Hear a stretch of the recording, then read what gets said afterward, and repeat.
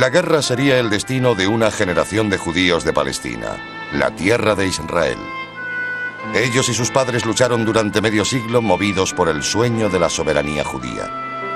Y a ellos se unieron judíos de países árabes y supervivientes de la tragedia europea que vagaban en busca de una tierra a salvo de persecuciones. Egypt, no. Soviet Union, yes. United Kingdom, abstain. The United States, yes.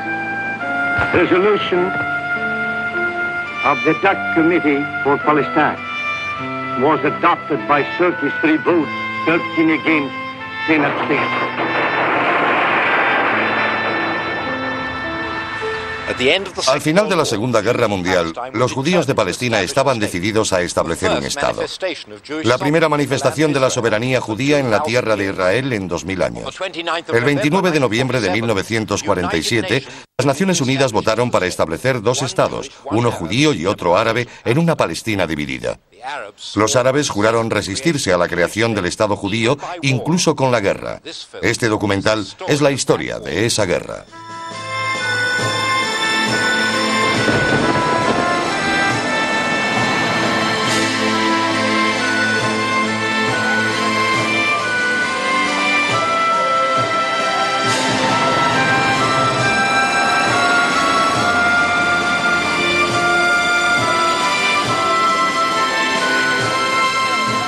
Israel, el nacimiento de una nación. Primera parte.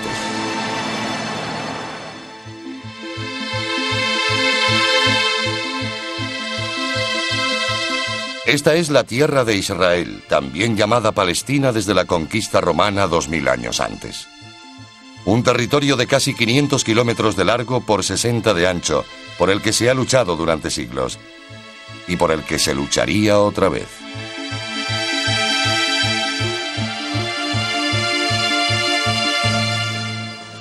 La partición daba a los judíos de Palestina un pequeño estado en la tierra de Israel.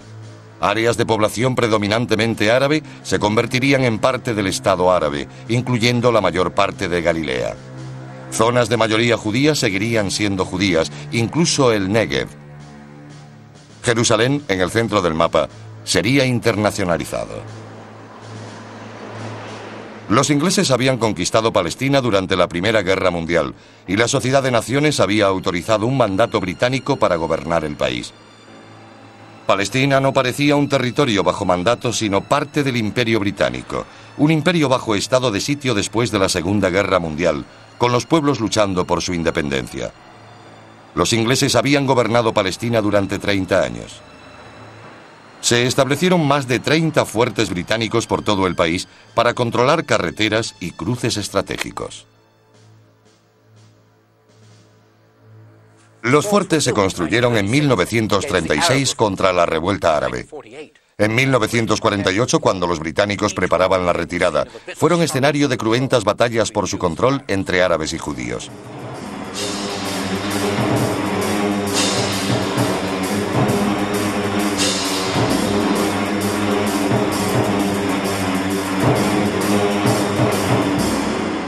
Este fuerte de Getzer estaba localizado cerca del ferrocarril que cruza el río Jordán, que unía Palestina con Transjordania y Siria. Este era el fuerte policial de Latrun, en el centro del país, que dominaba la entrada al desfiladero que conducía a Jerusalén desde la llanura costera. La población judía de Palestina era de solo 600.000 personas cuando comenzó la Guerra de la Independencia. Pero de esa pequeña comunidad surgió un grupo de personajes de excepcional valor. Era una generación de la que se esperaban granjeros y agricultores, pero se hicieron líderes en una serie de tumultuosos acontecimientos. David Ben Gurión era el jefe de la agencia judía y llegó a ser primer ministro de Israel. Yigal Allon era un audaz comandante militar, un israelí nativo. Su colega Isaac Rabin también era israelí. Yigal Yadin fue un admirable estratega que se convirtió en jefe del Estado Mayor y más tarde en famoso arqueólogo. Moshe Dayan también dejó huella en la Guerra de la Independencia israelí. Fue soldado y hombre de Estado. Menachem Begin fue el cabecilla del Irgun, empeñado en la causa de la soberanía judía de todo el territorio, no de la partición.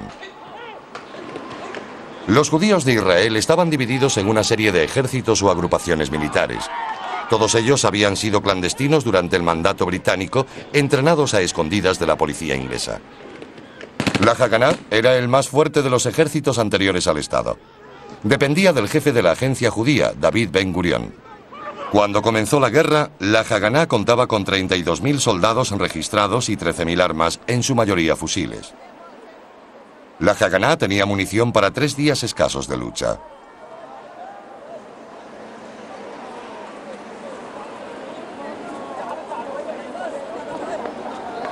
El Palmaj era una unidad de comandos de élite que reclutaba a sus miembros en las cooperativas agrícolas o kibutzim.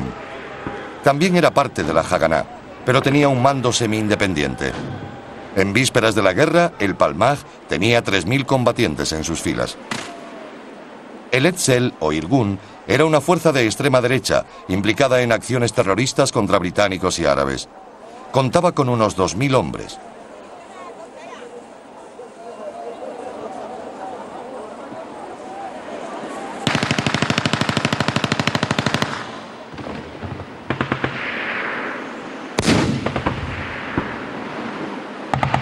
Después de la decisión de las Naciones Unidas de dividir Palestina, el sueño del Estado judío de la tierra de Israel estaba amenazado por la dura realidad de las armas.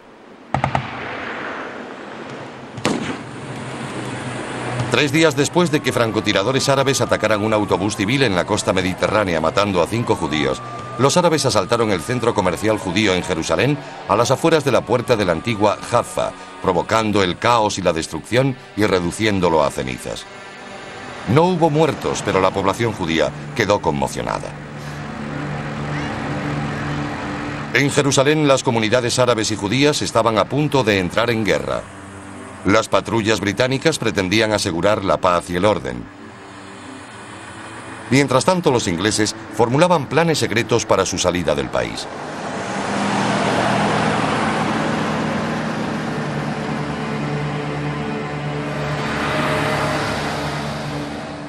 El líder de los judíos palestinos era David Ben Gurion.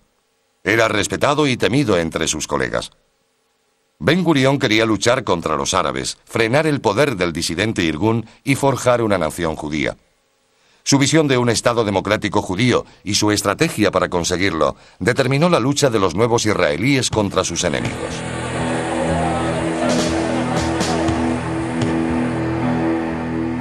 Según los patrones militares convencionales, algunas de las decisiones de Ben Gurion resultaron insólitas.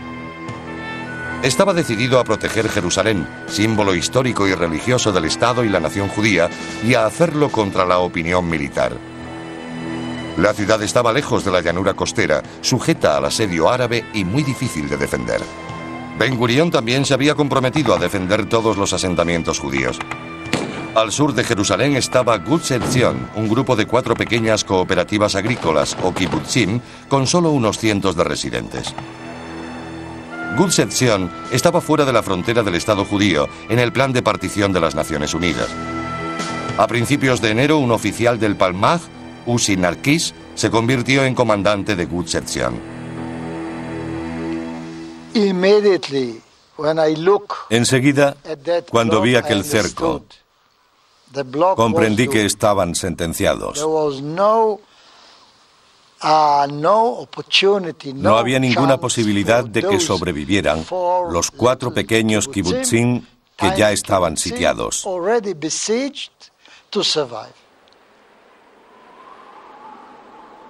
Los convoyes procedentes de Jerusalén debían cruzar una serie de pueblos y carreteras controladas por los árabes. A los pocos días de la llegada de Narkis, los habitantes de los pueblos vecinos atacaron el asentamiento. Fue la mañana del 14 de enero.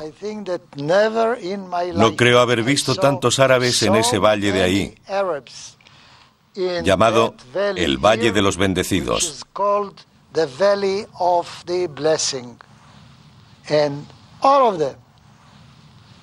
Cientos, miles de ellos se movían lentamente hacia Kfar Etzion. Narkis recibió un mensaje por radio de un kibutz cercano de que los árabes habían parado a desayunar antes del asalto. Esa pausa le dio la oportunidad perfecta y autorizó el ataque. El pelotón del Palmaj les sorprendió en mitad del desayuno. Les rodeó y les atacó. Todos se retiraron. Hubo muchos muertos y heridos. Ese fue realmente el comienzo del ataque. Los soldados judíos estaban escasos de armamento y munición. Narkis solicitó ayuda al centro de mando del Palmaj en el kibutz Ma'ale HaHamisha. Se autorizó una misión especial. El 15 de enero por la noche, 35 hombres, incluyendo muchos estudiantes de la Universidad Hebrea, se dirigieron a pie por las colinas para llevar refuerzos a los defensores de Etzion. No tenían radio. Un árabe con el que se encontraron les indicó mal y movilizó a los lugareños contra ellos. Murieron los 35.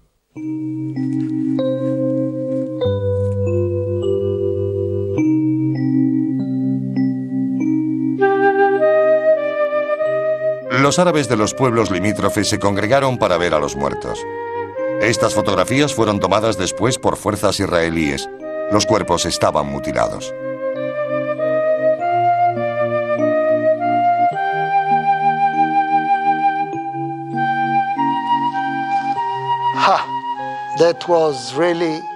Fue muy duro.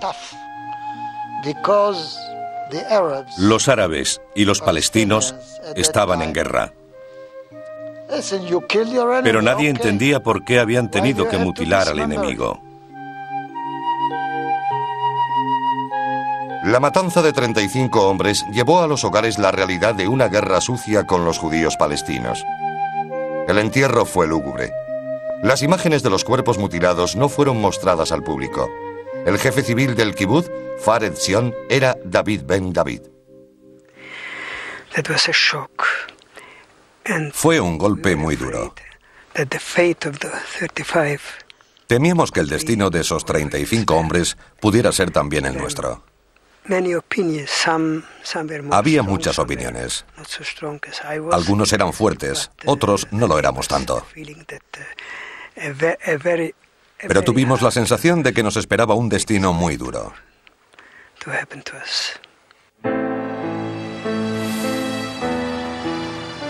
En febrero, quizá por primera y única vez, Ben Gurión autorizó una retirada de un asentamiento.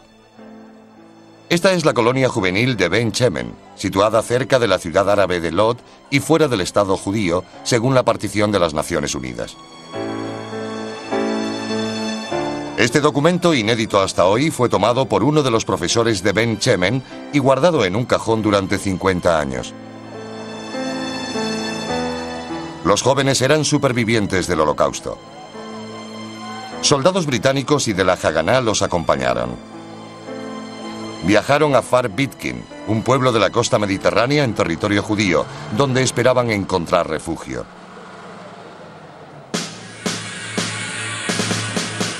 La batalla también se desarrollaba al norte del país. Las ciudades septentrionales estaban mezcladas, incluyendo judíos y árabes. Haifa, en la costa, era el principal puerto del país y seguía bajo control británico. Los ingleses usaban su poder para contener la emigración judía. Aunque la mayor parte de Galilea la ocupaban pueblos árabes, los kibutz israelíes estaban diseminados por toda la zona.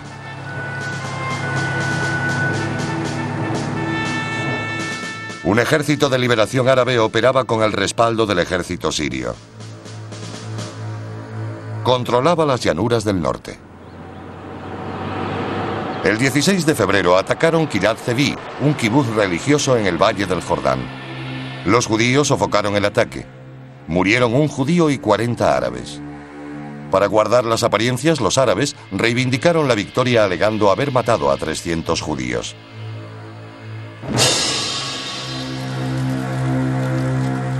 En Jerusalén también había un frente abierto. El 22 de febrero hubo una gran explosión en la calle Ben Yehuda. 47 judíos murieron y 130 resultaron heridos. Los judíos se enfurecieron. Sospechaban la implicación de desertores del ejército británico que ayudaban a los árabes a colocar bombas. El 11 de marzo hubo otra explosión, esta en un edificio de la agencia judía en el centro de Jerusalén, de hecho, la sede del gobierno judío. Un antiguo empleado árabe del consulado de los Estados Unidos dejó un coche bomba en la entrada. La explosión mató a 12 judíos.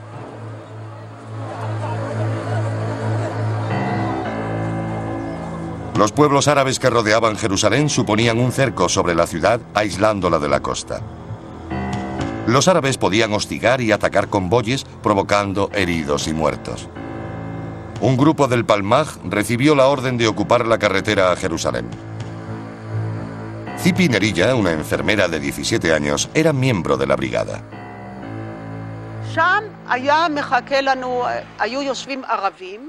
Los árabes esperaron allí, en esa colina de abetos. Habían informado a los pueblos de la zona de nuestra llegada, entre ellos a Bet Mahsur, a Saris y a otros pueblos árabes. Esperaron arriba hasta que aparecimos. Entonces bajaron hasta la carretera, disparando a los neumáticos. Se convirtió en un combate cuerpo a cuerpo, porque caían sobre nuestros convoyes. Cada intento era una aventura desesperada. Detuvieron a unos cuantos convoyes, saqueándolos y matando a sus ocupantes. Murieron muchos judíos. Algunos lograron pasar. El mito y la leyenda crecieron mientras se intensificaba la batalla. Un joven poeta escribió: los convoyes atraviesan la ciudad. Nuestros muertos se apilan a ambos lados de la carretera. El esqueleto de hierro está tan mudo como mi amigo Bab el-Wad. Recordad siempre nuestros nombres. Bab el-Wad, en la carretera a la ciudad.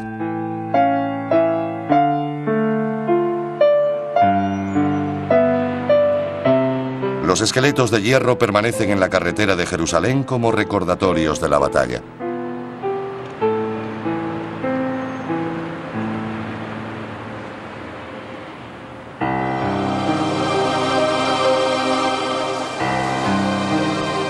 Después de la Segunda Guerra Mundial, los judíos europeos habían intentado desesperadamente entrar en Palestina, pero se veían bloqueados por las restricciones británicas.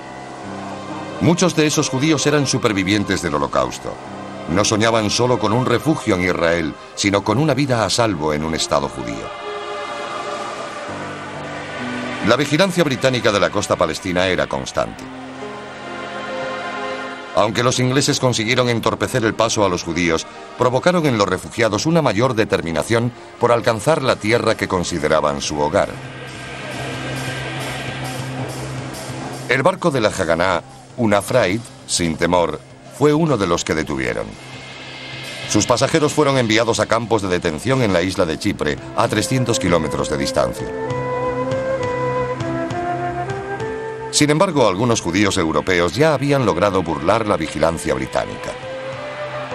Entre ellos estaba uno de los pocos que sabían cómo disparar una ametralladora, un superviviente del Holocausto, partisano en los bosques de Polonia, que después había entrenado a otros en el campo de desplazados de Bergen-Belsen. Su nombre, Menahem Ullman. Decidí venir aquí para crear un país, para casarme y criar a mis hijos. Un país para mí y para todos los descendientes de los muertos en el Holocausto europeo.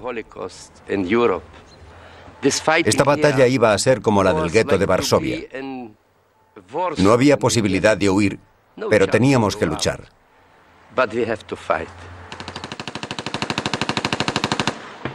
Abril de 1948 sería conocido como el mes cruel, un mes que determinaría el rumbo de la guerra. Dentro de Jerusalén se luchaba por el control de cada barrio. Había victorias judías, pero también muchas bajas. Se estrechaba el cerco árabe a Jerusalén. Los judíos de la ciudad apenas tenían algo para comer o beber. Cada gota de agua era un bien preciado. Se estimó que solo había alimentos para 2 semanas.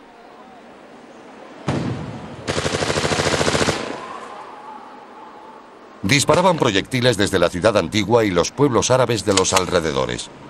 Habían ocupado zonas judías, pero no había contigüidad territorial, dificultando así la defensa. El barrio hebreo de la ciudad antigua, poblado en su mayoría por judíos, se reforzó con hombres de la Haganá y el Palmaj.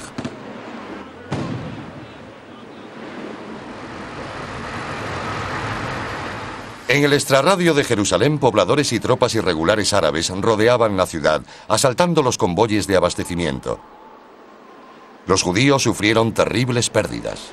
Menachem Ullman fue testigo presencial. Tengo recuerdos de muertos, de vivos, de sacrificio, patriotismo, de gente unida, preparada para cualquier eventualidad.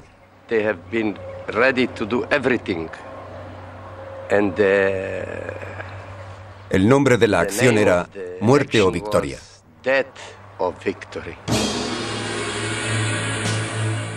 A principios de abril, el Palmaj, emplazado en las colinas, planeaba un ataque para liberar el pasillo de Jerusalén y permitir el abastecimiento a la ciudad.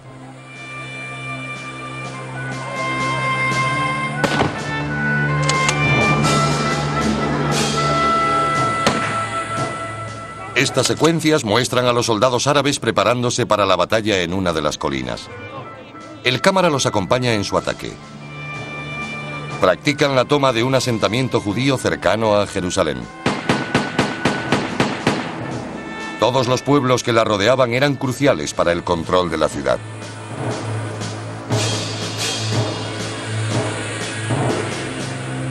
A pocos kilómetros de las afueras de Jerusalén se levanta esta gran colina que domina toda Judea hasta el mar Mediterráneo. Llamada el Castel o Castillo, conserva los restos de un fuerte romano y luego cruzado.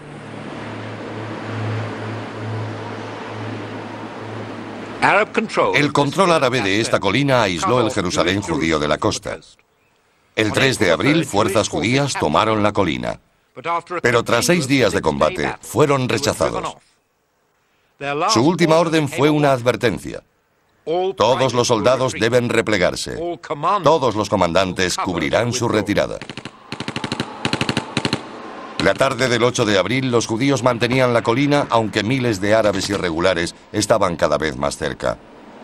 Uno de los jefes de pelotón del Castel era Menachem Ullman. El que tomara el Castel controlaría la zona. El comandante árabe palestino era Abdul Qader Husseini. Envió miles de soldados. En el último ataque llegaron hasta la cerca porque nos estábamos quedando sin munición.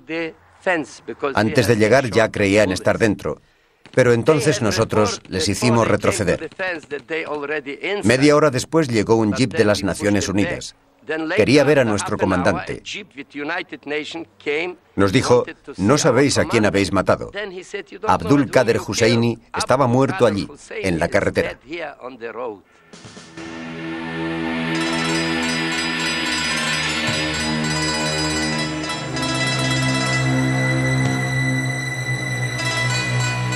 Al día siguiente ofició un masivo funeral por Husseini en Jerusalén, en el Monte del Templo, zona llamada por los árabes Haram el-Sharif, el noble santuario.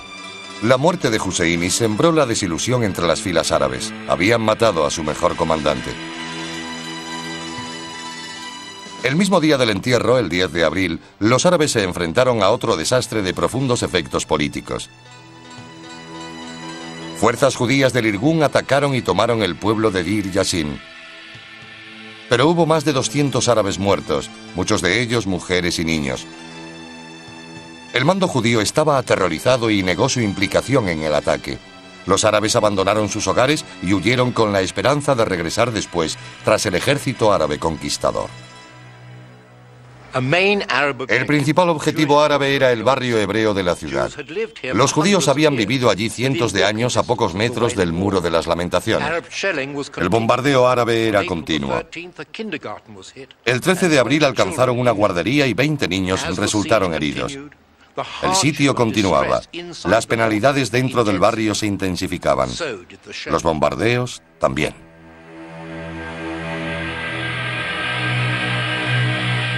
El Hospital Hadassah en el monte Scopus, junto al Monte de los Olivos y la Universidad Hebrea, estaba conectado con el resto del Jerusalén judío por una estrecha carretera que cruzaba el barrio árabe.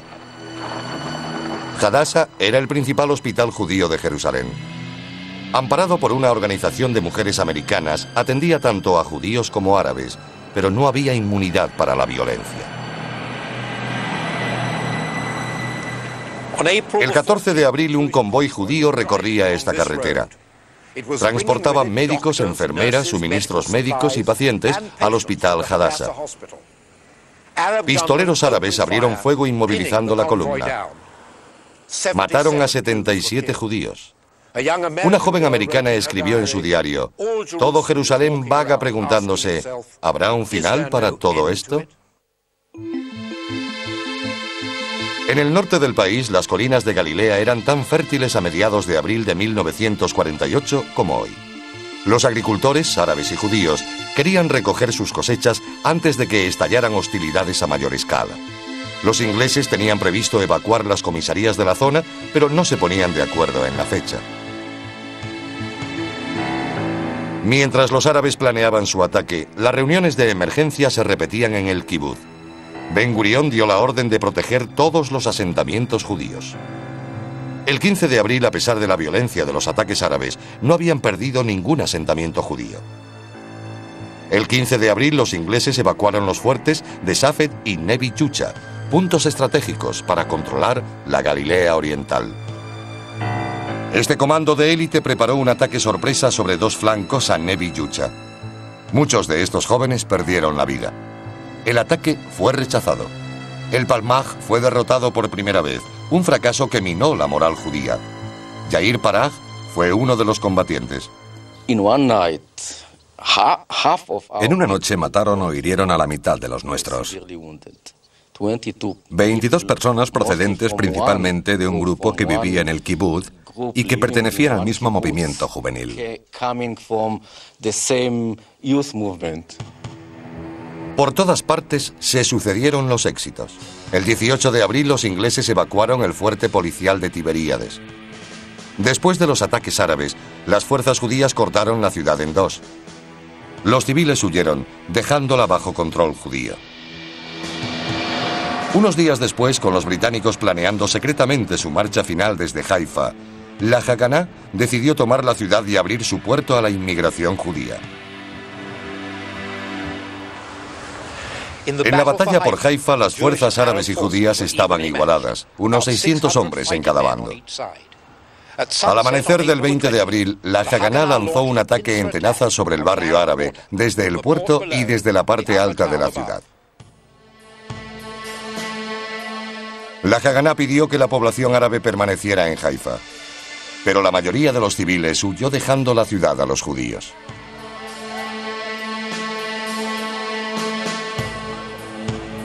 La lucha fue encarnizada. Las fuerzas judías lograron un sorprendente triunfo. Hubo muertos en ambos bandos.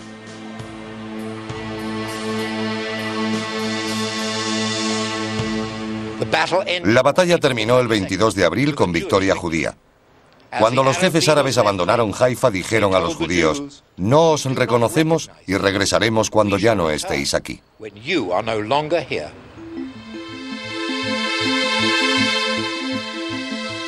El 24 de abril, los ingleses evacuaban la comisaría de Semach en el extremo meridional del mar de Galilea. Los judíos se hicieron con ella. Unos días después, a escasos kilómetros al sur, el escenario de la batalla sería el fuerte policial cerca del kibutz Getcher.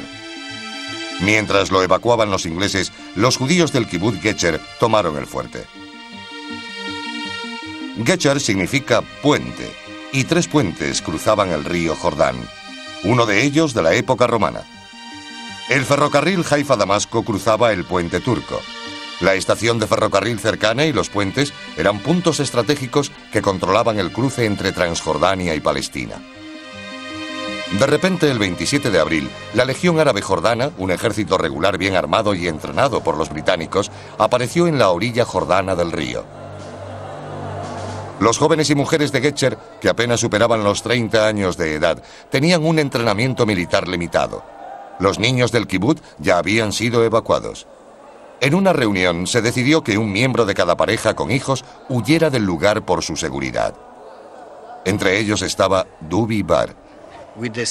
Decidimos que uno de los padres de cada familia con hijos debería irse para que los niños no se quedaran huérfanos de los dos padres, en todo caso solo de uno.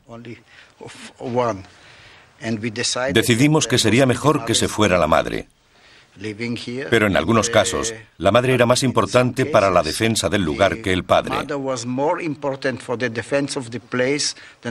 La decisión fue que el miembro más importante para la defensa del lugar se quedara aquí. Enfrentándose a una decidida resistencia, la Legión Árabe se replegó. Las fuerzas de la Legión Árabe de Getzer fueron transferidas al frente de Jerusalén. Las escaramuzas por toda la ciudad ya habían decidido el perfil de los barrios de Jerusalén. Los judíos, desprovistos de alimentos y munición, decidieron continuar el ataque para conectar los barrios judíos. El 29 de abril, fuerzas judías atacaron el barrio de Katamon. La clave de la batalla fue el monasterio ortodoxo griego de San Simón, tomado por tropas del ejército iraquí. Los judíos aseguraron la posición, convirtiendo el monasterio en un puesto de mando.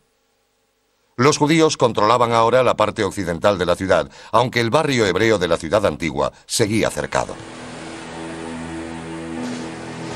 El 26 de abril comenzó la batalla por Jaffa, una ciudad portuaria cercana a Tel Aviv. Jaffa era parte de la zona incluida en el Estado árabe en el plan de partición de las Naciones Unidas. Las fuerzas del Irgun abrieron el camino en un ataque coordinado con la Haganá. El bombardeo británico de Tel Aviv y un ataque aéreo sobre la cercana Bat Yam debían ayudar a los árabes. Los soldados británicos abrieron fuego sobre los judíos que amenazaban con provocar la caída de esta crucial ciudad árabe. El 11 de mayo los judíos habían ganado. Los árabes huyeron en masa de Jaffa. De 70.000 residentes, solo 3.000 permanecieron en la ciudad. Casi simultáneamente, la lucha por el control de la Galilea Oriental en el norte del país alcanzaba su punto álgido. Los árabes de Safed tenían fama de ser duros combatientes. Cuando los ingleses evacuaron la ciudad a mediados de abril, una unidad del Palmaj se había infiltrado en el barrio judío en la parte alta de la ciudad. Hubo un punto muerto durante varias semanas. Atacamos sin éxito. La moral estaba muy baja. La gente de Safed nos gritaba, nos preguntaba por qué les habíamos hecho eso. Podíamos habernos rendido a los árabes y ellos habrían sobrevivido, pero ahora los masacrarían. El comandante del Palmaj, Yigal Alon, atravesó las líneas árabes para organizar un ataque. Comenzó la noche del 10 de mayo. Por la mañana Safed estaba vacío. 15.000 árabes abandonaron el pueblo en una noche y Safed estaba en nuestras manos.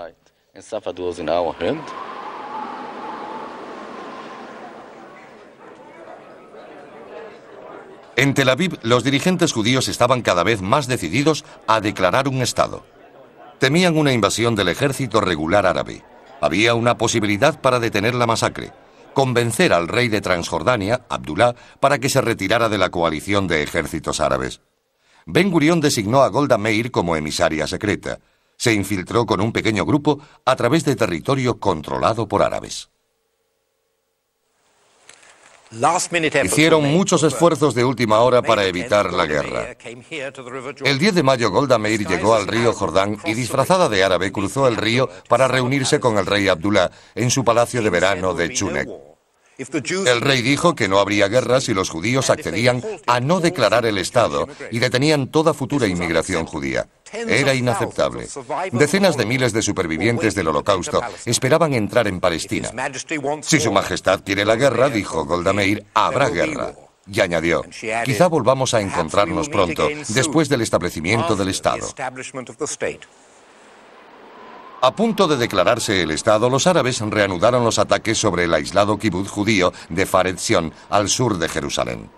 Los heridos fueron trasladados al kibutz vecino. Árabes irregulares entraron en el Faret Zion y aniquilaron a todo el que encontraron. Poco después, la Legión Árabe de Transjordania expulsó a los irregulares y tomó los asentamientos judíos vecinos. Cuando se creó el Estado judío, nosotros fuimos los últimos en salir del kibutz de Gush Etzion y nos hicieron prisioneros de guerra.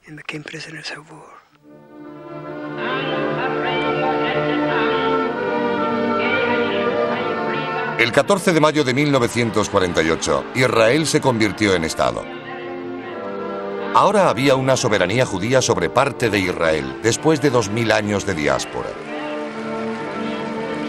La felicidad recorría las calles de Tel Aviv y Jerusalén. La alegría del presente ocultaba los peligros futuros.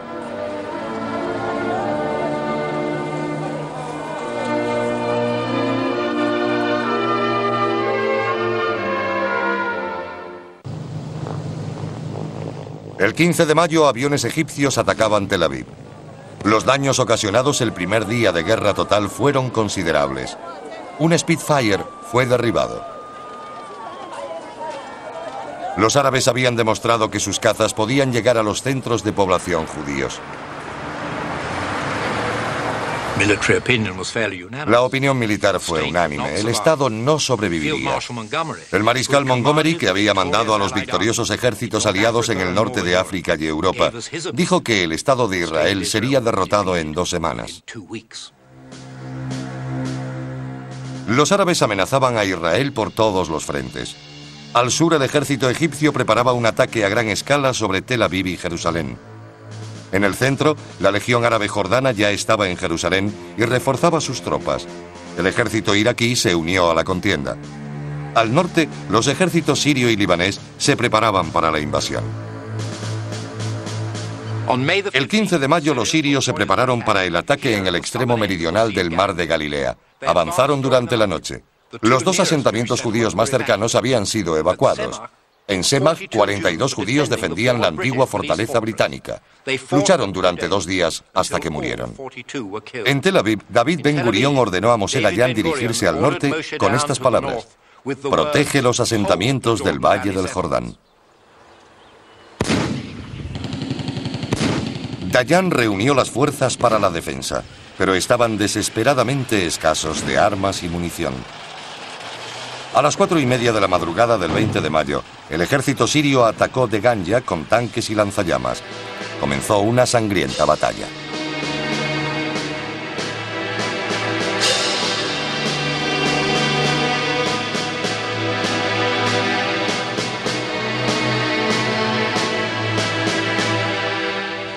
Los sirios estaban a punto de vencer cuando, a mediodía, 2 piezas de artillería israelí que acababan de llegar al puerto de Tel Aviv abrieron fuego.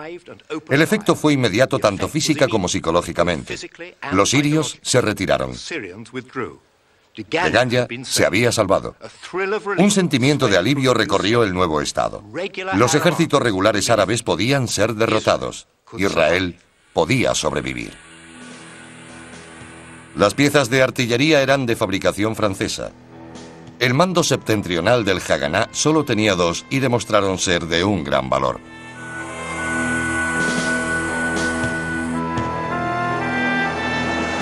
Al sur de Deganya, los habitantes del kibutz de Getzer estaban recibiendo refuerzos del Haganá. Habían pasado 2 semanas entrenándose. Tenían más armas y munición que antes. Pero confirmando sus peores miedos, una fuerza del ejército iraquí apareció en la orilla jordana del río, donde la Legión Árabe había acampado 2 semanas antes.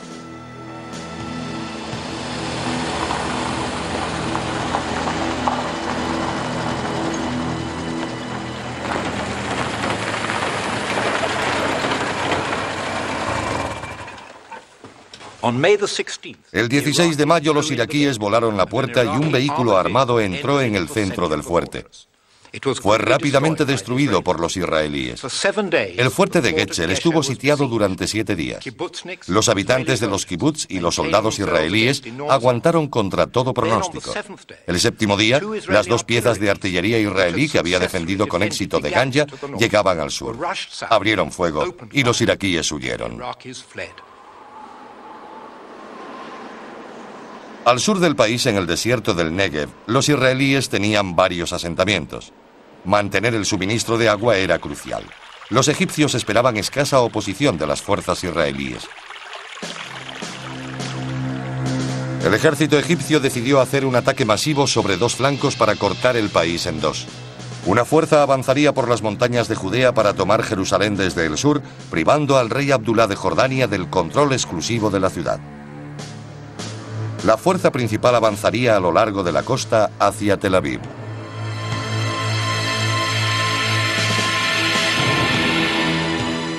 Esta recreación del campo de batalla recuerda a los 100 hombres y mujeres que aguantaron heroicamente el ataque de las fuerzas egipcias durante 5 días. El 19 de mayo los egipcios atacaron Yad Mordecai al sur de Tel Aviv. La defensa se enfrentó a infantería, tanques, artillería y aviones. El segundo día de batalla habían muerto 18 hombres. El tercer día el kibutz dio señales de que los hombres estaban próximos al agotamiento.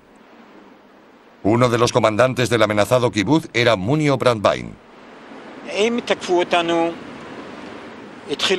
Nos atacaron con artillería, aviones y morteros.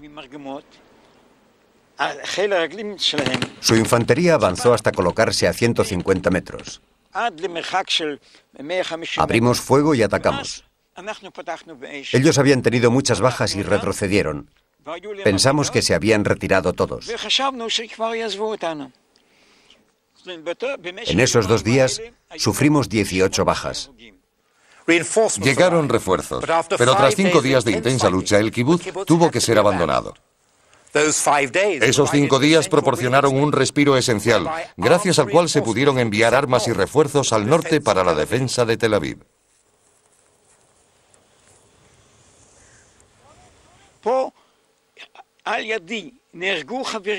Murieron amigos, gente con la que había crecido, a la que conocía desde mi juventud. Sus hijos y mis hijos habían jugado en la misma habitación. Era un problema espiritual. ¿Cómo podíamos soportar lo que estaba ocurriendo? Pero preferí calmarme, tenerlo todo bajo control porque había que actuar contra el invasor.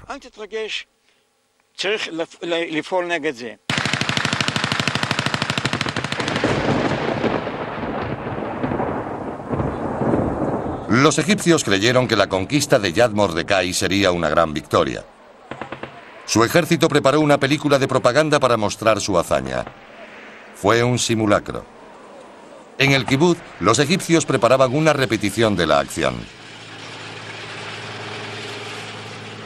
Las únicas escenas reales de la batalla fueron estas, filmadas en el establo del kibutz. Los productores egipcios mostraron los cadáveres de las vacas que habían matado sus soldados. La bandera egipcia ondeaba sobre el kibutz de Yad Mordecai. En Jerusalén había continuas escaramuzas. Ben Gurión estaba decidido a proteger la ciudad, pero Jerusalén seguía aislada de la costa y la comida escaseaba. Cuando un convoy pudo entrar con alimentos y municiones, el júbilo se extendió por toda la ciudad. No estaba claro que los israelíes pudieran defender la ciudad nueva, y mucho menos su barrio en la parte antigua. El 27 de mayo la ciudad antigua cayó. Fue un trágico final para una historia de valor y esperanza.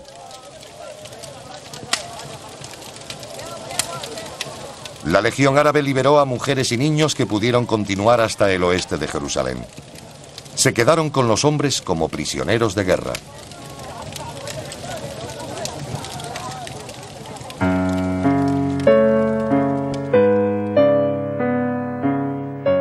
Esther Kyllingold, una religiosa inglesa, fue una de las combatientes judías.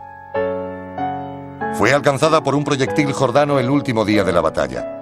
Cuando el barrio judío se rindió, los soldados jordanos la llevaron, herida pero aún con vida, al cercano monasterio armenio. En su lecho de muerte rehusó un cigarrillo. Era el Sabbat y estaba prohibido fumar. Había escrito a sus padres unos días antes: «Os escribo para pediros que pase lo que pase, os lo toméis con el mismo espíritu que me lo tomo yo.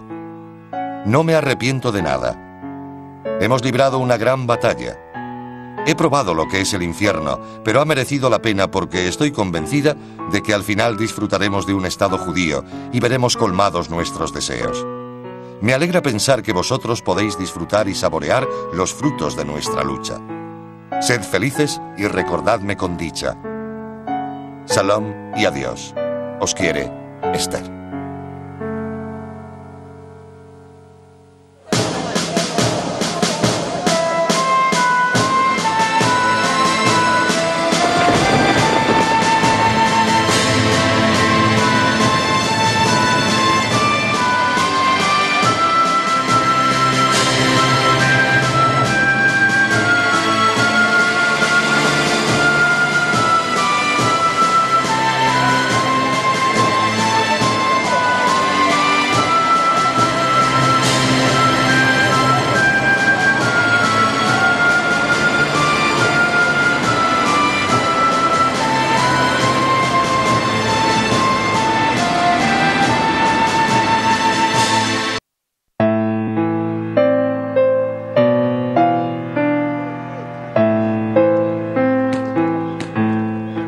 La Guerra de la Independencia de Israel fue obra de jóvenes conscientes de una historia especial. Lucharon por la independencia política, pero también por la vida y el futuro del pueblo judío. Los primeros meses de la guerra resistieron a un enemigo decidido a derrotarlos.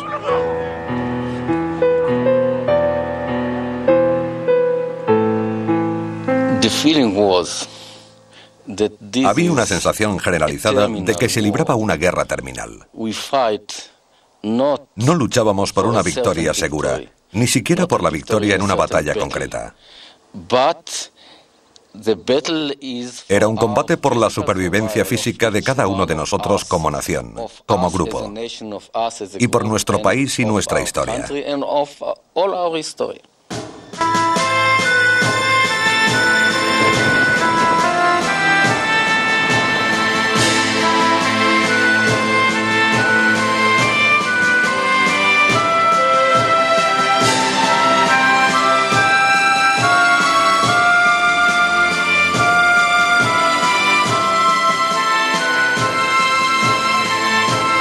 Israel, el nacimiento de una nación. Segunda parte. Finales de mayo de 1948, la independencia judía ya era un hecho. En opinión de la joven británica Esther Kyle-Ingold, tanto se interfieren como si nos ayudan con nuestras dificultades, nosotros sabemos que venceremos. Había una gran confianza, pero la batalla se libraba en todo el país. Durante varias semanas de dura lucha, el nuevo Israel se había defendido de 5 ejércitos árabes y había conseguido aplastantes victorias. Gran parte de Galilea estaba en manos israelíes, desde Tiberíades en el este hasta Haifa en el oeste. Al sur del país habían detenido el avance egipcio a escasa distancia de Tel Aviv, aunque sus fuerzas ocupaban el norte de Negev y tenían capacidad ofensiva. En el centro, la Legión Árabe conservaba la mayor parte de lo que hoy conocemos como Cisjordania. El rey Abdullah esperaba anexionarla a Transjordania.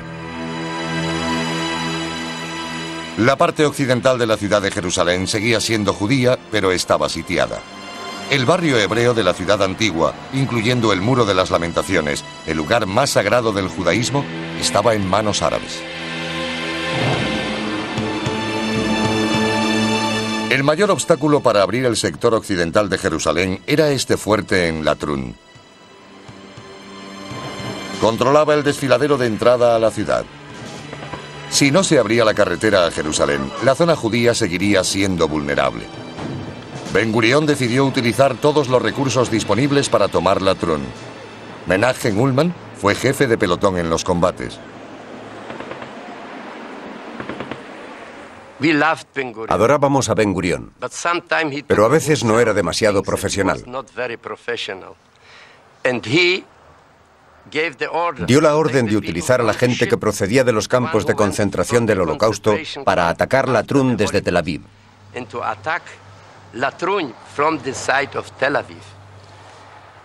No conocían Tel Aviv y muchos de ellos murieron justo aquí.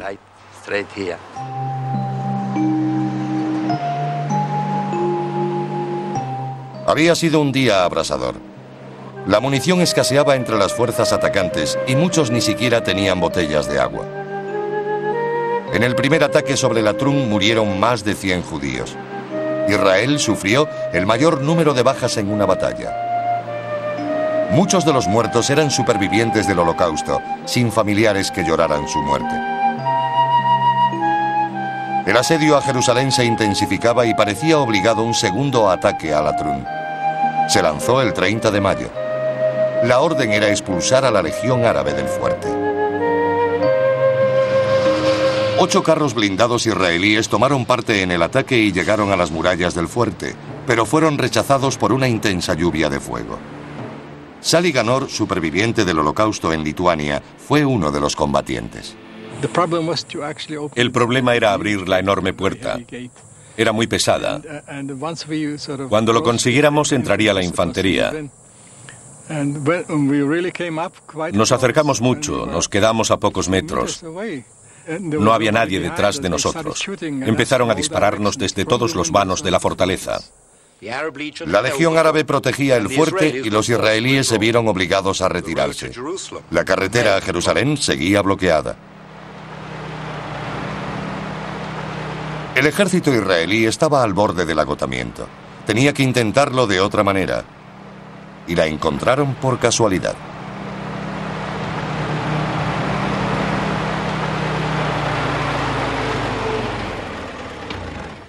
El fracaso de la toma de Latrun significaba que seguía sin haber paso a Jerusalén. 2 soldados israelíes consiguieron permiso para volver a casa asumiendo todos los riesgos. Ellos descubrieron la ruta. El 1 de junio, un pelotón israelí seguido de un jeep usó la carretera por primera vez. La ruta pasaba por tierra de nadie entre los 2 ejércitos, paralela a la carretera.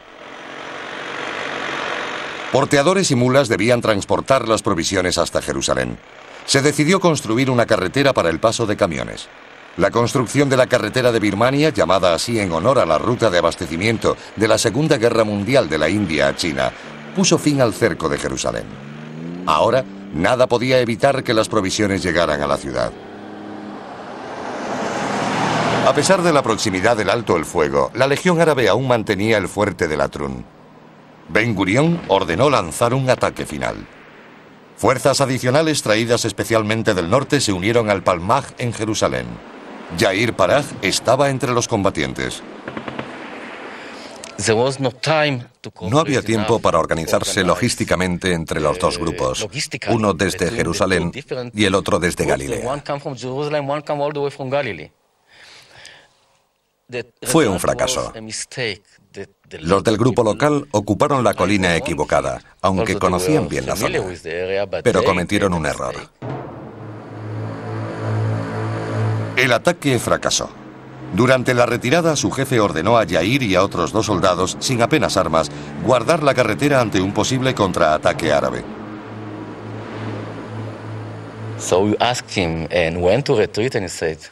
Le preguntamos cuándo retirarnos, pero no nos contestó.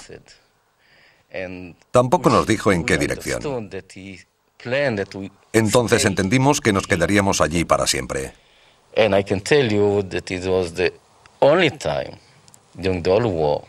Fue el único momento durante toda la guerra, y estuve combatiendo todo un año, que tuve el sentimiento de que ese día iba a morir. El contraataque árabe nunca llegó. Al norte del país, a la sombra del monte Hermón, los israelíes consolidaron sus triunfos. Pero en los días previos al alto el fuego, los hombres de Khouji y el ejército sirio intentaron desesperadamente una victoria. Los sirios centraron sus ataques aquí, en Mismar ha-Yarden. Bir Raski era jefe de una unidad de reserva de la Haganá. Me dio la orden un comandante de brigada. Nos dijo que en nuestra ruta encontraríamos 2 cañones de 65 milímetros procedentes de Degania. Cuando llegamos empezamos a disparar a los sirios.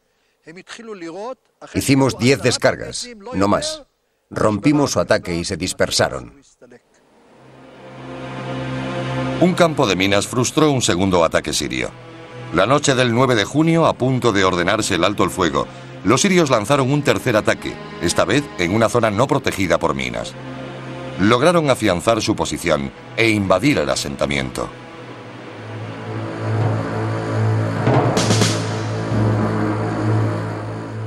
El 10 de junio se acordó el alto el fuego. Ambos bandos estaban exhaustos. En Latrun, el cese fue supervisado por agentes de las Naciones Unidas. Los muertos yacían al sol y empezaban a descomponerse. Tras los feroces combates, hicieron el intercambio de cuerpos.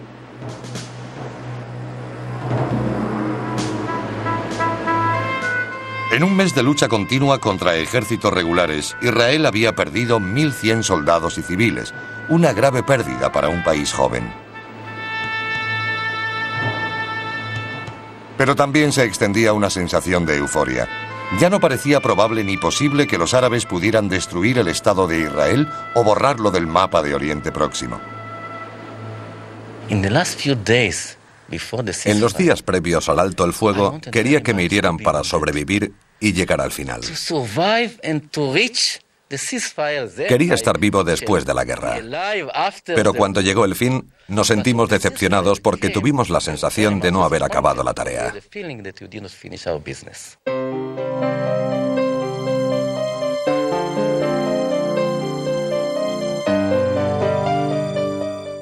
El comandante israelí declaró: "El primer alto el fuego nos viene como llovido del cielo". Los soldados se reunieron con sus familiares, amigos y seres queridos por primera vez en muchos meses.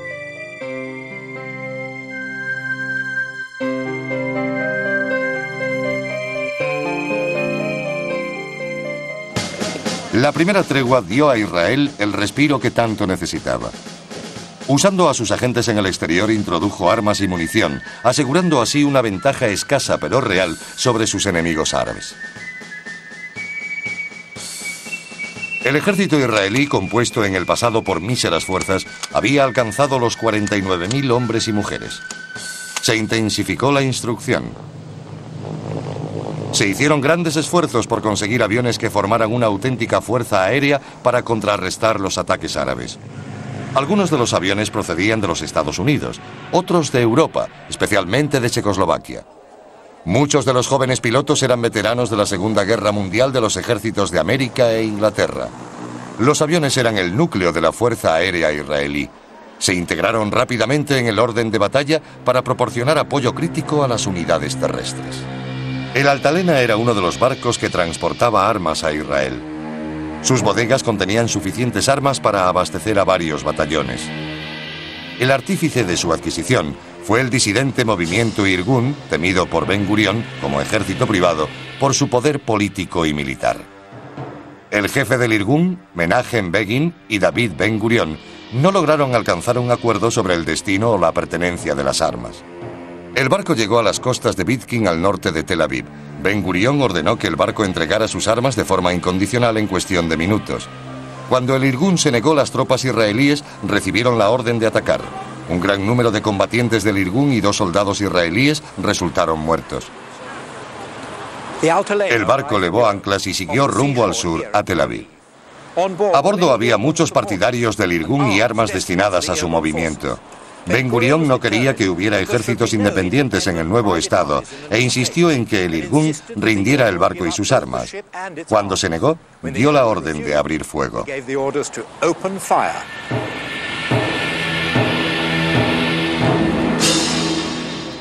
El incidente del Altalena amenazó al joven estado con una guerra civil. Uno de los mejores comandantes del ejército, Isaac Rabin, desempeñaba el cargo de primer ministro. Judíos contra judíos y valiosas armas perdidas en las aguas del mar Mediterráneo. Al final del día, Ben Gurión se hizo con la victoria, unificando al ejército bajo un único e indiscutible mando, aunque se había arriesgado a dividir la nación. Los cabecillas del Irgun, incluido Begin, asistieron al entierro de sus compañeros. La tregua duró hasta el 9 de julio. Le siguieron 10 días de actividad israelí que les permitió avanzar sus posiciones en muchos lugares del país. Había 4 zonas vitales ante los nuevos enfrentamientos. Al norte, en Chefaram y Nazaret, los israelíes consiguieron el control del resto de pueblos y ciudades árabes que seguían formando bolsas de resistencia. En el centro del país, debajo de Galilea, los fallos tácticos y de inteligencia les costaron una clara victoria. Las fuerzas del ejército iraquí continuaron protegiendo esta elevación cerca de la ciudad árabe de Jenin. Y había 2 lugares más: Lod y Ramala. Lod y Ramala eran ciudades árabes que podían bloquear la libertad de movimiento de las fuerzas israelíes hacia el Negev y Jerusalén desde Tel Aviv y amenazaban la seguridad de las zonas judías junto al Mediterráneo. Bajo el mando de Yigal Alon y la dirección táctica de Moshe Dayan, los israelíes tomaron la zona. Hasta ahora los árabes habían huido de sus hogares por propia iniciativa o de sus líderes. Esta operación marcó un cambio. Los ejércitos árabes usaban las ciudades de Lod y Ramala como base desde la que atacar la llanura costera. El 9 de julio los israelíes lanzaron una ofensiva contra ellas. Al día siguiente, el batallón de comandos israelíes mandado por Moshe Dayan entraba en Lod. El asalto duró solo 47 minutos, pero provocó la confusión entre las fuerzas árabes. 2 días después ocupaban Ramallah. Miles de árabes huyeron animados por los oficiales israelíes por expreso deseo de Ben Gurión. El centro del país ya era israelí. Tomaron el aeropuerto internacional construido por los ingleses cerca de Lod y lo transformaron rápidamente en una base aérea. Los egipcios habían establecido su cuartel general en la ciudad de Migdal, parte del Ashkelon moderno. Estas imágenes que Israel capturó meses después muestran a Migdal bajo control egipcio. Estaban convencidos de que sus fuerzas no solo podrían proteger el norte del Negev, sino ampliar sus zonas bajo su control.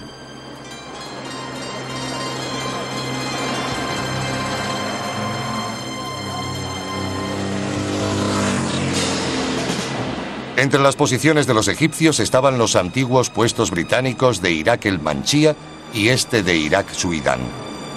El fuerte de Irak Suidán aseguraba las posiciones egipcias en el norte del Negev, zonas que serían conocidas como la Bolsa de Faluya. El 12 de julio, fuerzas egipcias del Irak Suidán atacaban el kibutz Nekba, a solo 3 kilómetros. Le siguió una dura lucha. Cientos de kibutzim repelieron el ataque, rompiendo la ofensiva.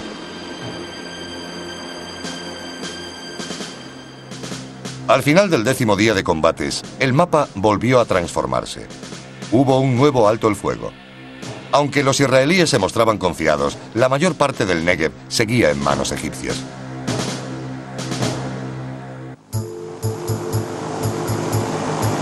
Las Naciones Unidas buscaban una solución política que estabilizara la situación. Eligieron como emisario a Folke Bernadotte, un distinguido conde sueco que había ayudado a los refugiados judíos durante la Segunda Guerra Mundial. Bernadotte recorrió las zonas en conflicto y formuló un compromiso que la mayoría de los judíos interpretó como proárabe. Su plan, bien recibido por egipcios e ingleses, dejaría el desierto del Negev en manos árabes, no israelíes, como formulaba el plan original de partición de las Naciones Unidas.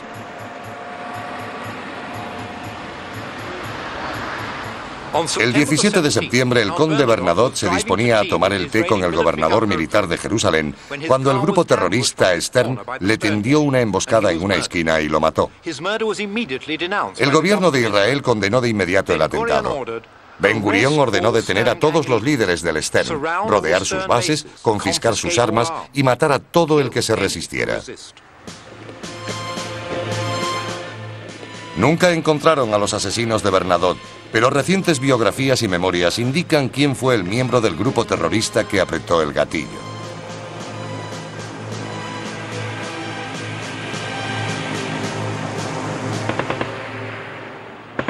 La guerra se reanudó el 15 de octubre. Los israelíes estaban desesperados por liberar el Negev. Hicieron un plan de ataque contra las fuerzas egipcias. Estas tropas estaban especialmente adaptadas a luchar desde posiciones fijas. El fuerte de Irak Suidán fue testigo de 7 batallas entre ambos bandos. Muchos israelíes perdieron la vida en estos ataques frontales. Finalmente evitaron las posiciones egipcias y el 21 de octubre lanzaron un ataque sobre la capital del Negev, la ciudad bíblica de Beersheba. Tomar Beersheba fue relativamente fácil y no sé por qué. Quizá porque los egipcios perdieron su espíritu de lucha.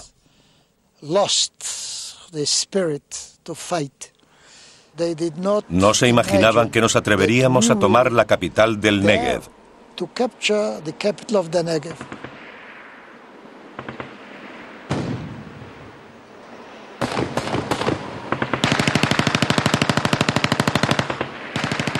Después de un intercambio de disparos, los egipcios del fuerte se rindieron.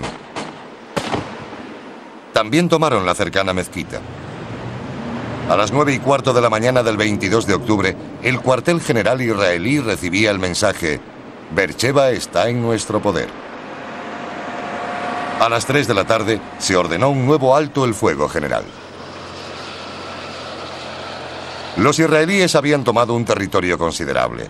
Habían liberado el kibutz Yad Mordecai y sus residentes volvían a sus hogares. Fue un regreso sombrío. Durante 5 largos meses el kibutz había estado bajo control militar egipcio. Había sido destruido en su mayor parte. La primera tarea fue la de enterrar adecuadamente a los que habían caído. Después, iniciaron la reconstrucción de sus hogares. Mientras en el norte del país, los israelíes lanzaban la operación Hiram, llamada así en honor al rey de Tiro, en Líbano, que envió cedros para ayudar al rey Salomón a construir el primer templo de Jerusalén en tiempos bíblicos. El objetivo de la operación era tomar toda Galilea hasta las fronteras previstas para el país. Debían destruir a las fuerzas de Kaugji y su ejército de liberación palestino y expulsar a fuerzas sirias, libanesas e iraquíes. La operación fue un éxito.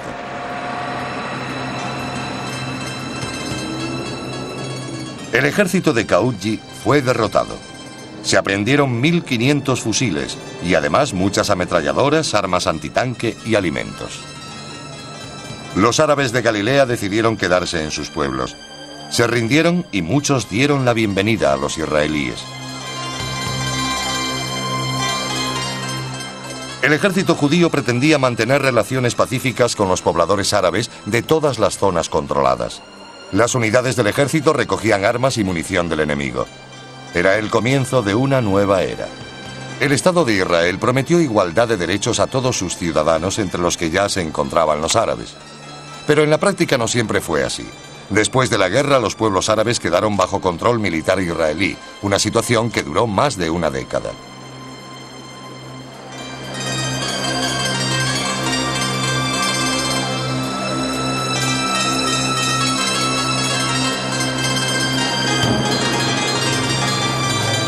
Las fuerzas judías también entraron en pueblos drusos. Estos tenían su propia religión, una rama del Islam. Muchos drusos ya habían decidido aliarse con los judíos y habían servido con su ejército durante la lucha. Se unieron a esa alianza y sus habitantes se convirtieron en ciudadanos del Estado de Israel. Durante el mes de noviembre, los israelíes continuaron avanzando por el Negev.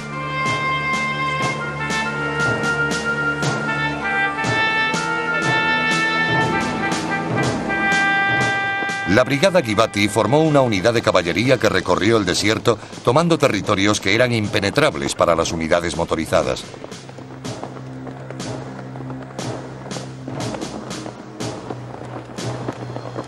En el frente jordano se había conseguido un alto el fuego efectivo. Israel vio una oportunidad en la obstinación egipcia, cuyas autoridades intentaban ocultar su débil posición a su pueblo, temerosas de las críticas y el descontento interno.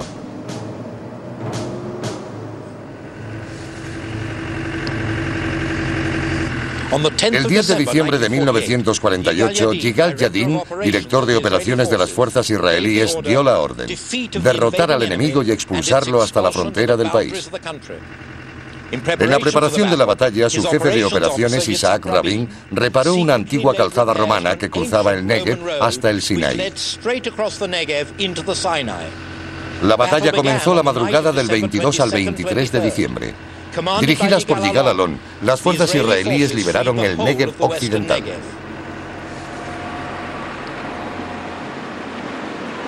El objetivo de la operación no era solo tomar el territorio, sino obligar a los egipcios a negociar un armisticio. Los israelíes avanzaron en acciones bien coordinadas.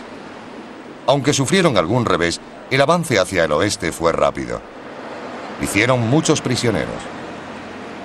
El ejército egipcio seguía siendo una fuerza combatiente, pero el gran número de prisioneros ponía en duda su futura eficacia. Participamos de forma activa en una operación llamada la Campaña del Joreb, uno de los nombres del monte Sinaí.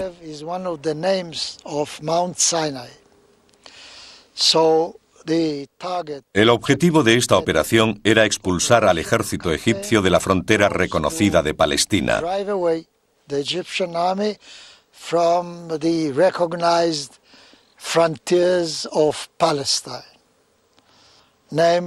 Concretamente de Aujal Jafir, hoy Nitzana. Fue aquí, en Nitzana, el 27 de diciembre de 1948, donde tuvo lugar la crucial batalla por el control del Negev occidental.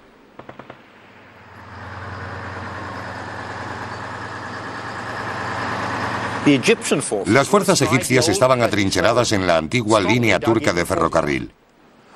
Después de una dura batalla, fueron derrotadas y muchos oficiales de alta graduación hechos prisioneros. Hasta ese momento, el ejército egipcio había luchado en suelo israelí. Ahora tenía que centrarse en la defensa de su propio territorio.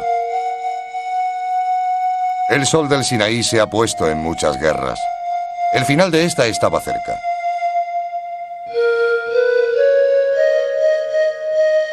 Con la ruta hacia el desierto del Sinaí abierta, Israel quería asegurarse los mejores términos para la paz. Casi inmediatamente el general Yigal Allon ordenó a sus tropas entrar en el Sinaí. Avanzaron a toda velocidad, amenazando con aislar al ejército enemigo en Gaza. Egipto ya estaba preparado para mantener conversaciones con Israel, aunque no mientras las tropas israelíes permanecieran en su territorio. Los ingleses enviaron 5 aviones en ayuda de Egipto para reconocer las posiciones israelíes en el Sinaí. Israel logró derribarlos. Una increíble hazaña militar para la joven fuerza aérea del país y una humillación para Gran Bretaña. Este hecho solo aumentó la presión política sobre Israel. Ben Gurión, bajo coacción inglesa y norteamericana, ordenó la retirada de sus tropas. Los soldados israelíes ya estaban en El Arish, en el norte del Sinaí, cuando recibieron la orden. El general Yigal Allon y su segundo, Isaac Rabin, no estaban satisfechos. Pensaban que Israel podía negociar la paz con Egipto antes de abandonar el Sinaí. Israel se retiró. A los pocos días comenzaron las conversaciones del armisticio en la isla de Rodas, en el Mediterráneo. Las conversaciones estuvieron presididas por un delegado de las Naciones Unidas, Ralph Bunche. La atmósfera inicial era gélida. Aunque los egipcios accedieron finalmente a estar en la misma habitación, se negaron a hablar directamente con los israelíes. Walter Eitan era el jefe de la delegación israelí. Los egipcios se dirigían exclusivamente a Bunche como si nosotros no estuviéramos allí. Pero nosotros sí estábamos interesados en incluirlos. Se mantuvo esa distancia artificial hasta que un miembro de nuestra delegación, no recuerdo quién, dijo algo que ofendió mucho a los egipcios. Se volvieron a él y le dijeron: no tiene derecho a decir algo así. Entonces se dieron cuenta de que habían hablado directamente a nuestra delegación. Eran humanos, y cuando oyeron algo que les molestó, reaccionaron directamente. Entonces se rompió el hielo.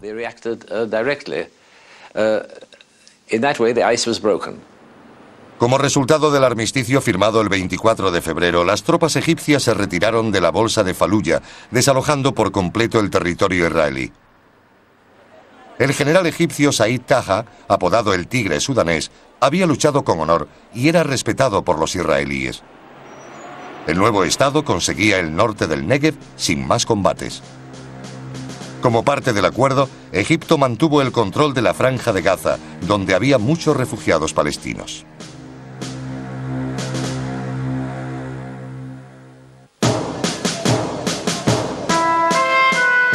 Con las conversaciones en buen camino, había una esperanza para la paz en todos los frentes y para el comienzo de una vida normal en Jerusalén.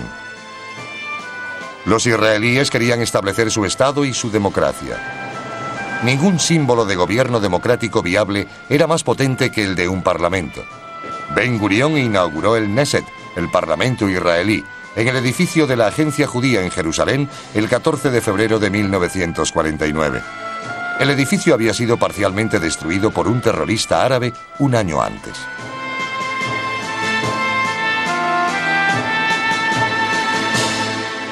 Las negociaciones egipcias habían dejado abierta la distribución del desierto del Negev.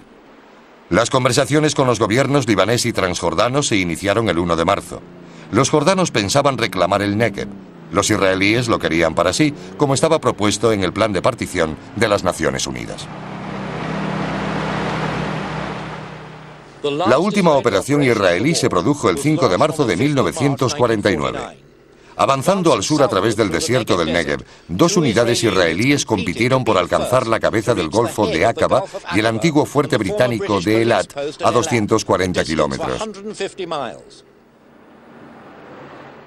Esta filmación fue hecha por cámaras del ejército israelí. Las fuerzas judías siguieron 2 rutas distintas por el Negev. Ambas brigadas tenían órdenes de evitar el combate con fuerzas enemigas. Exploradores aéreos y terrestres establecieron la localización de puestos avanzados árabes. Los israelíes avanzaron rápidamente a través del espectacular paisaje del desierto. La brigada del Negev llegó a Eilat a las 3 de la tarde del 10 de marzo. No encontraron resistencia. No había bandera israelí. Improvisaron la que pasaría a ser conocida como la bandera de tinta, una bandera pintada solo con tinta. El cuartel general recibió un mensaje. Las brigadas del Palmaj, Negev y el Golani entregan el Golfo de Eilat al Estado de Israel. Mientras continuaban las negociaciones con Jordania, se marcaban las fronteras en la zona de Jerusalén. Algunos pensaron que las conversaciones no prosperarían. El rey Abdullah mantuvo una delegación en Rodas, pero decidió llevar la negociación él mismo en Transjordania. Recibimos un mensaje del rey Abdullah de Jordania, el abuelo del actual rey. Quería negociar los términos del armisticio en persona. En otras palabras, no quería que su delegación en Rodas negociara los detalles del acuerdo.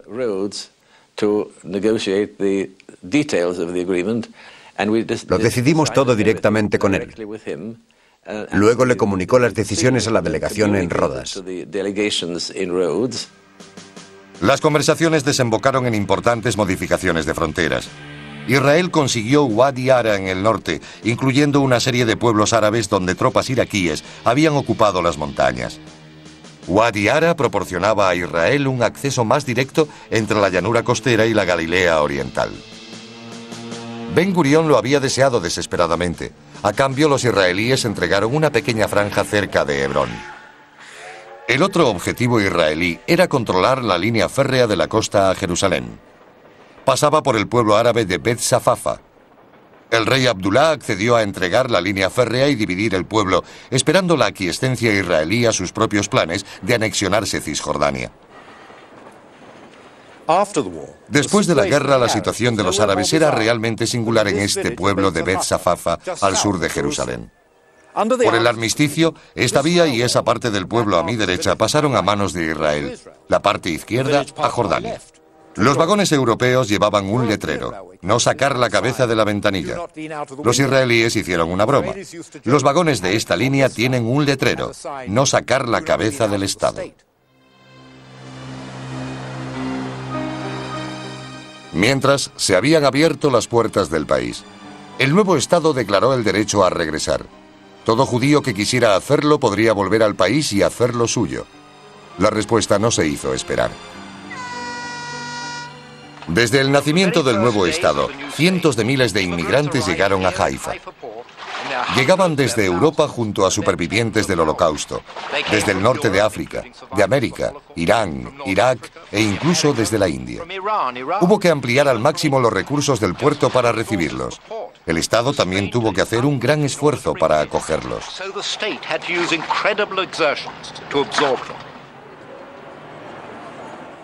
Una vez finalizada la guerra, los israelíes debían pensar en desmovilizar y crear un ejército adecuado para defender el Estado. El armamento enviado durante la guerra era suficiente para un ejército en tiempos de paz. Ahora había miles de soldados preparados. Israel era un país bíblico, capaz de defenderse, gobernarse y listo para integrarse en el concierto de las naciones.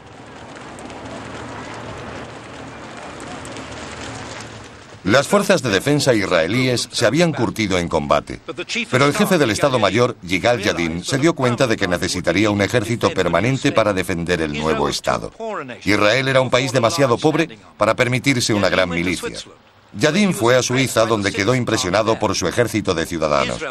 Sin embargo, el ejército de Israel estaba basado en el servicio militar obligatorio y en un creciente número de reservistas.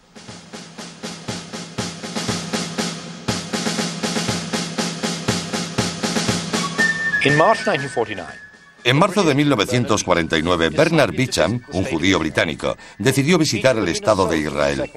Beecham había sido soldado en la Segunda Guerra Mundial, pero no había servido en Palestina. Le animó la idea de captar la sensación de vida del nuevo Estado y hacerlo en color. logró un extraordinario archivo de la vida en Israel en marzo y abril de 1949.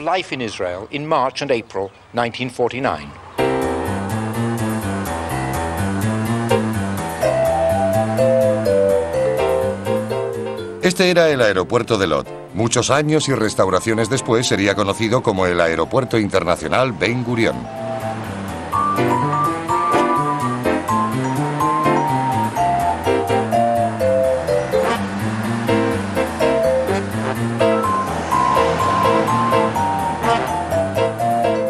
Tel Aviv era una pequeña ciudad mediterránea. Había terminado la guerra, no tenía mucho tráfico.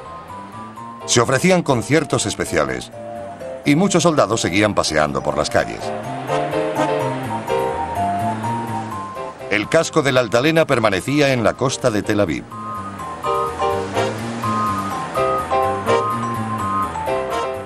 Y este es Bernard Bicham, el exsoldado británico, el desenfadado fotógrafo de los primeros días de Israel.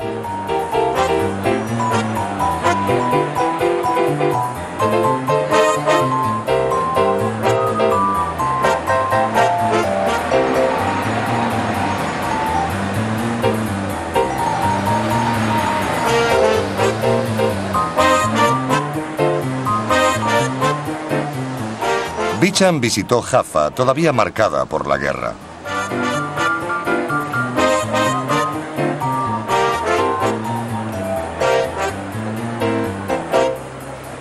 Esta es la estación central de autobuses de Herzliya, al norte de Tel Aviv.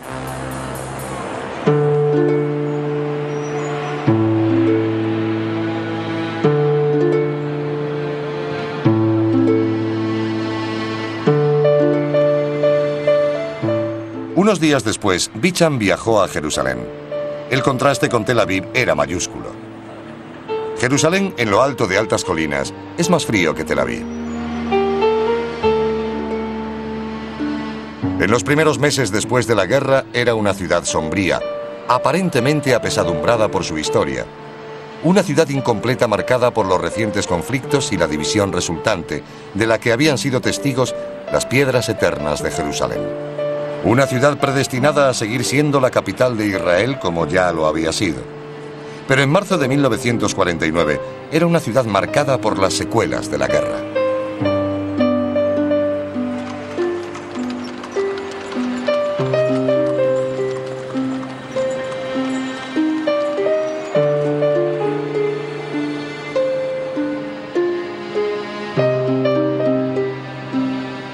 Las cámaras de Bicham rebasaron las murallas de la división para documentar de lejos el lado jordano de la ciudad, que albergaba muchos lugares sagrados, incluyendo el barrio hebreo y el Muro de las Lamentaciones, el lugar más sagrado del judaísmo. Los israelíes no podían visitarlo por la prohibición jordana.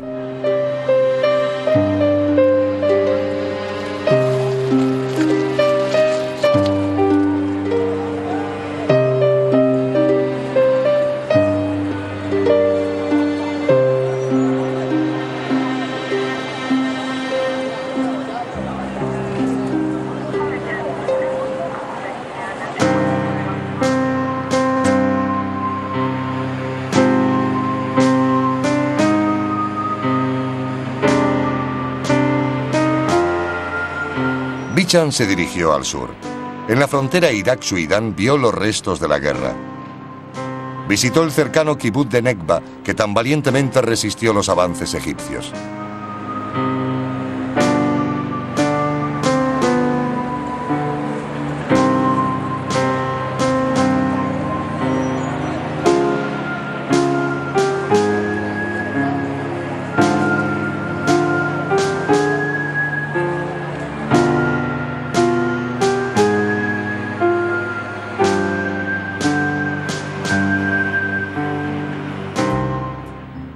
Voluntarios extranjeros que trabajaban en la cocina del kibutz posaron para su cámara. Desde el kibutz Nekba, Bicham viajó más al sur, a Beersheba, la capital del desierto del Negev.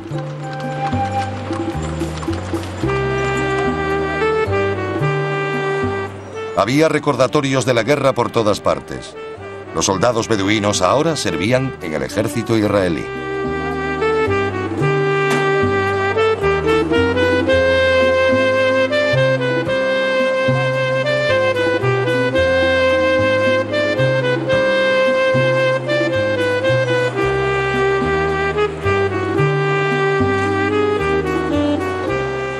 La ciudad no le dio pista alguna de la metrópolis que llegaría a ser, aunque la bandera israelí ondeaba por toda la ciudad.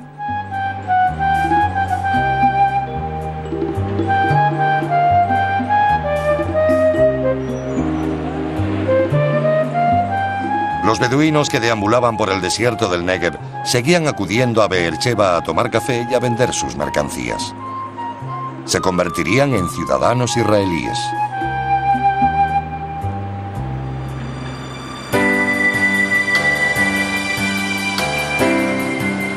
Después viajó al norte. Se detuvo en un kibutz del Valle del Jordán llamado Asdod Jacob. El kibutz era una floreciente empresa. Sus miembros podían volver a ser agricultores, no soldados.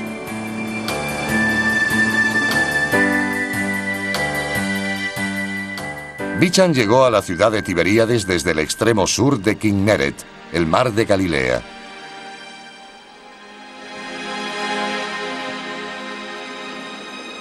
Tiberíades tiene magníficas vistas al mar de Galilea. La ciudad seguía parcialmente en ruinas.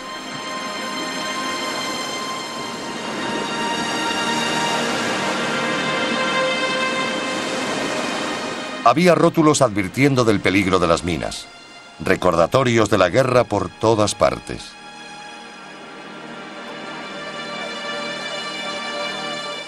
Pero la ciudad parecía volver a vivir. La sensación de vida renovada se respiraba en todas partes.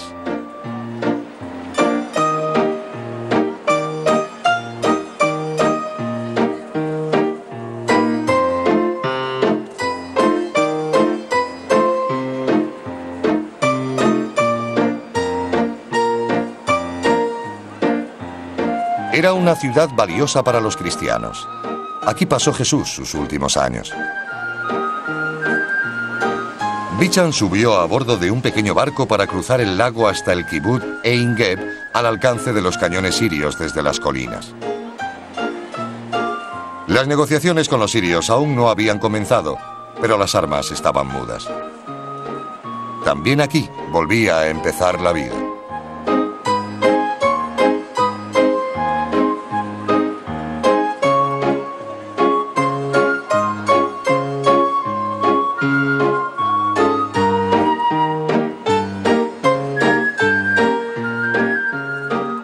De vuelta a Tiberíades, los soldados israelíes partían en busca de un merecido descanso.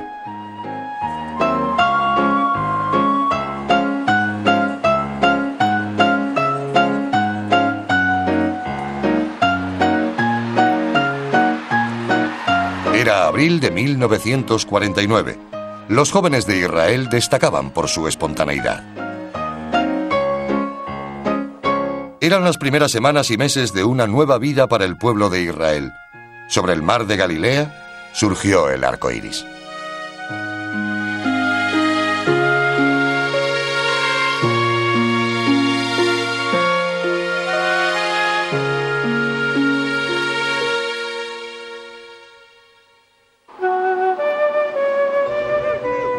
La guerra de la independencia de Israel fue una guerra por el establecimiento de un Estado y por la supervivencia de su pueblo.